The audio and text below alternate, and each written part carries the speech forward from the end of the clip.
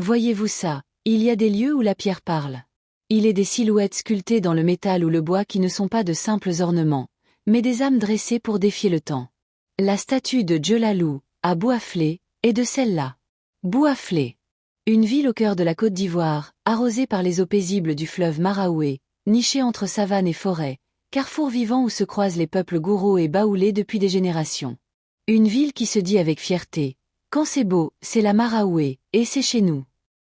Et au centre de cette beauté, dressée comme un hymne à la grâce et à la mémoire, se trouve la statue de Djelalou Zaouli, la fille de Djela, l'enfant de la légende.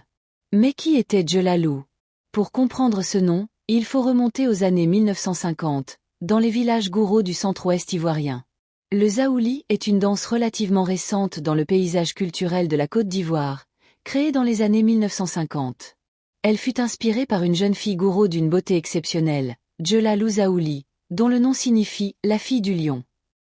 Sa beauté était si frappante, si lumineuse, que les anciens décidèrent qu'il allait en garder trace, non pas dans un livre, non pas dans une chanson seulement, mais dans la danse elle-même, dans le masque, dans le bois sculpté et les gestes du corps. Ainsi naquit le Zaouli. Le Zaouli associe, dans un même spectacle, la sculpture du masque, le tissage du costume, la musique de l'orchestre, le chant et la danse. Le masque Zaouli se décline en 7 masques faciaux, traduisant chacun une légende spécifique. Les praticiens de cet art total sont à la fois sculpteurs, artisans, musiciens, chanteurs, danseurs et gardiens des traditions. Ils portent en eux la mémoire vivante d'un peuple. Et au centre de tout cela, il y a tel Djelalou dont le visage inspiré est devenu le masque, et le masque, un patrimoine mondial. Et c'est cette femme symbole que la statue de Bouaflé honore.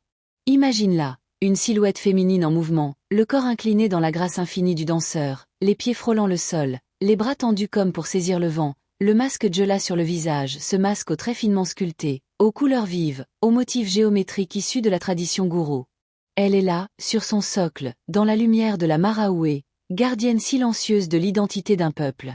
La statue de Djelalou n'est donc pas un simple monument. Elle est une déclaration. Elle dit que la beauté mérite d'être célébrée.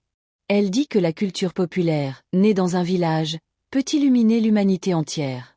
Elle dit que les femmes qui ont inspiré des générations, même sans avoir été des reines ou des guerrières, méritent que la pierre se souvienne d'elles. Alors, lorsque vous passez à Bouaflé, arrêtez-vous. Levez les yeux vers cette silhouette de bronze et d'histoire. Écoutez, dans le murmure du vent sur la Maraoué, le rythme sourd des tambours, les clochettes des danseurs, et la voix de la légende qui chante encore, Djelalou Zaouli. En 2017, Zaouli, la fille de Djela, a été inscrit sur la liste du patrimoine culturel immatériel de l'UNESCO.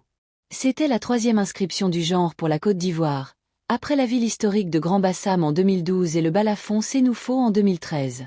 Une reconnaissance mondiale pour une jeune fille de village dont le souvenir a traversé les décennies, franchi les frontières, et touché les cœurs jusqu'aux salles de l'UNESCO.